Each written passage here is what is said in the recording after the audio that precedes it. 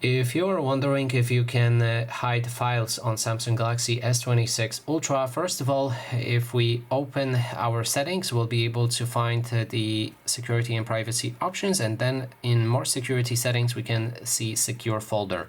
This option allows you to hide files, so this device does support it. Let me show you how to do it quickly. So if we have our secure folder set up, I've made a dedicated video about it. If you're interested, you can watch it.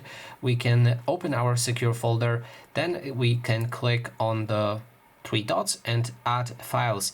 You can select any type of files and then move them, do not copy them, move them to the secure folder. That way, those photos will be only visible in your secure folder. You won't be able to find them anywhere else. And if we click on the three dots right here, we can lock and exit secure folder, which means if we try to enter it again, it will ask for a password. That means those files that you've put here will be safe. And that is basically everything. Thanks so much for watching.